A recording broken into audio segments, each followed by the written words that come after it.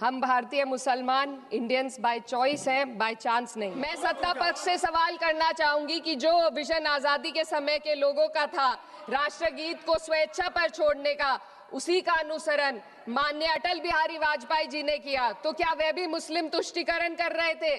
जी नहीं, अटल बिहारी वाजपेयी जी राजधर्म निभा रहे थे। सुजलाम सुफलाम का अर्थ है, सुनिए, ऐसा देश जहां स्वच्छ और पर्याप्त जल हो, जहां नदियां जिंदा हो, बहती हो, जीवन देती हो। नमामि गंगे के नाम पर हजारों करोड़ रुपए खर्च हो गए, लेकिन सच्चाई ये है कि आज भी गंगा और यमुना के किनारे किसान मजबूरी में उसी जहरीली पानी से खेती कर रहा है, वही जहर अनाज में उतरता है और वही जहर किसान की जिंदगी को धीरे धीरे खत्म कर देता है। संसद से बाहर कदम रखिए, एक गहरी सांस लीजिए। ये चंदन की महक नहीं, ये जहर है जो आपके हमारे फेफड़ों में उतर रहा है।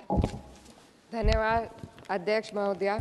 आज हमारे राष्ट्रगीत के 150 वर्ष पूरे होने पर हो रही महत्वपूर्ण चर्चा में गर्व के साथ एक भारतीय होने के नाते मैं अपने विचार रखना चाहती हूँ।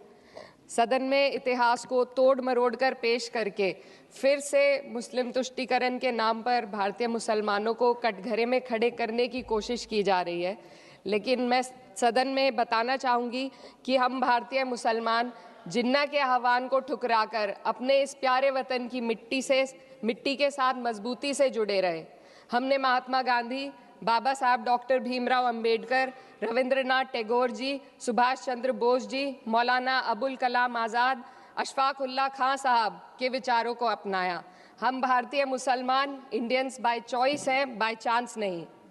वंदे मातरम के किन छंदों को राष्ट्रगीत के तौर पर अपनाया जाए, ये फैसला सर रविंद्रनाथ टैगोर और सुभाष चंद्र बोस जी जैसे नेताओं के परामर्श के बाद हुआ। क्या अब हम उन महान नायकों की समझ पर प्रश्न चिन्ह उठाएंगे? उन्हें देश को बांटने वाला और तुष्टीकरण करने वाला कहने का पाप करेंगे? उन महान हस्तियों ने वंदे मातरम के उन छंदों को अपनाया जिन्होंने देश के हर वर्ग, हर धर्म के मानने वालों को एक सूत्र में पिरोने का काम किया। और मैं एक घटना आप लोगों के सामने रखना चाहती हूँ। वर्ष 1998 में उत्तर प्रदेश सरकार के मंत्री रविंदर शुक्ला जी ने स्कूलों में राष्ट्रगीत को गाना अनिवार्य कर दिया था, लेकिन तब के तत्कालीन प्रधानमंत्री अटल बिहारी वाजपेयी जी ने, जो उस समय लखनऊ के दौरे पर थे, उत्तर प्रदेश सरकार के इस फैसले पर नाराजगी जताई और यूपी सरकार ने राष्ट्रगीत को अनिवार्य करने वाले मंत्री को बर्खास्त कर दिया था। अब मैं सत्ता पक्ष से सवाल करना चाहूंगी।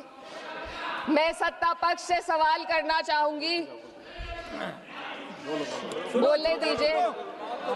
मैं सत्ता पक्ष से सवाल करना चाहूंगी कि जो विजन आजादी के समय के लोगों का था, राष्ट्रगीत को स्वेच्छा पर छोड़ने का, उसी का अनुसरण माननीय अटल बिहारी वाजपेयी जी ने किया, तो क्या वे भी मुस्लिम तुष्टीकरण कर रहे थे?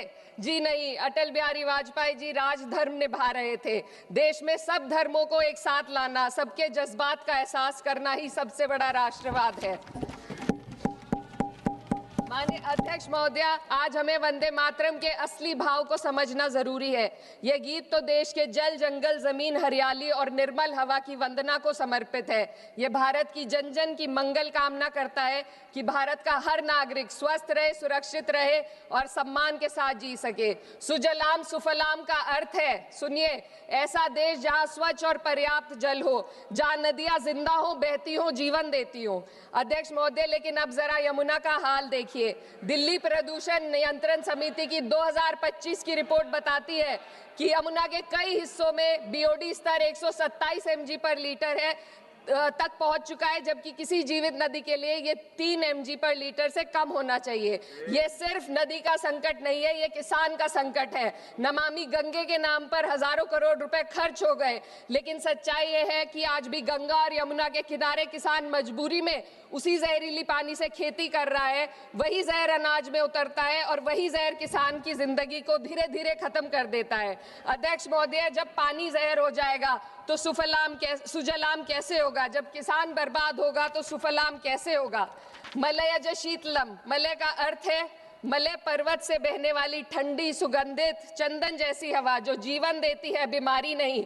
आज मैं इस सदन से पूछना चाहती हूँ, क्या आज के भारत की हवा मलय जैसे शीतलम है? नहीं अध्यक्ष जी, बस संसद से बाहर कदम रखिए, एक गहरी सांस लीजिए। ये चंदन की महक नहीं, ये जहर है जो आपके हमारे फेफड़ों में उतर रहा है। दुनिया के 20 सबसे प्रदूषित शहरों में से 13 भारत में है। दिल्ली की हवा में सांस लेना मानो रोज 20 सिगरेट पीने जैसा हो। भारत हर साल सर्दियों में जहरीली हवा के प्रकोप में घिर जाता है। AQI गंभीर स्तर पर आ जाता है। ठंडी हवा का सपना अब gas chamber, ma'am 2 minutes, gas chamber की हकीकत बन चुका है। हम वो देश हैं जहां सरकार प्रकृति पर बने गीत का मान मर्दन तो करती है, पर उसी प्रकृति, जंगल, हवा, पेड़ को बचाने वाले कानूनों को धीरे धीरे खुद ही खत्म कर रही है। ये है आज के हमारे मलय शीतलम की अफसोसजनक सच्चाई। अगर हम हवा को साफ नहीं कर पाए तो न सुजलाम बचेगा न सुफलाम बचेगा। माननीय अध्यक्ष महोदया, सस्य श्यामलम का अर्थ है ऐसा देश जहां उपजाऊ जमीन हो, जहां खेत फसल से भरे हो और किसान कर्ज और निराशा में न डूबा हो। आज किसान सिर्फ मौसम से नहीं लड़ रहा, वह प्रदूषण, नीतियों की बेरुखी और सिस्टम की नाइंसाफी से लड़ रहा है। एक तरफ कॉरपोरेट के लोन माफ होते हैं, दूसरी तरफ किसान को उसकी वाजिब MSP भी नहीं मिल पाती है। आप ग्लोबल सुपर पावर बनने की बात करते हैं, लेकिन हमारी पर कैपिटा इनकम दुनिया में 136वें नंबर पर है।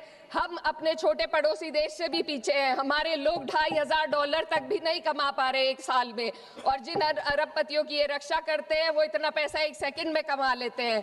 आज वंदे मातरम को बुनियाद बनाकर राजनीति की जा रही है, लेकिन जमीन पर जंगल पूंजीपतियों को सौंपी जा रही है। आदिवासियों को उनके घरों से उजाड़ा जा रहा है।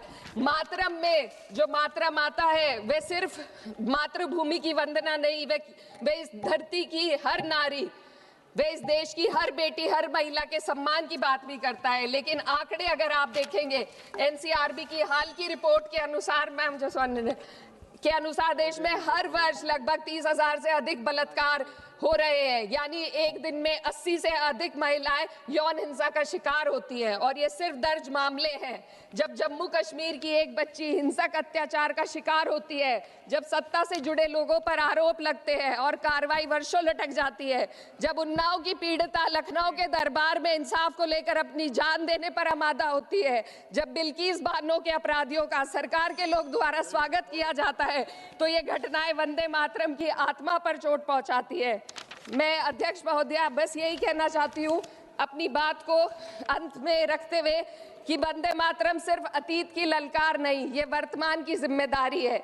ये आत्मा मंथन की घड़ी है। यही समय है कि हम वंदे मातरम को सिर्फ नारा नहीं, नीति और जिम्मेदारी बनाएं। और अपने जज्बात को मैं आलमा इकबाल साहब के तराना-ए हिंद के साथ इस सदन में रखना चाहती हूँ कि सारे जहां से अच्छा हिंदुस्तान हमारा, हम बुलबुले हैं इसके, ये गुलसिता हमारा, मजहब नहीं सिखाता आपस में बैर रखना, हिंदी है हम, वतन है हिंदुस्तान हमारा। श्रीमती लवली आनंद।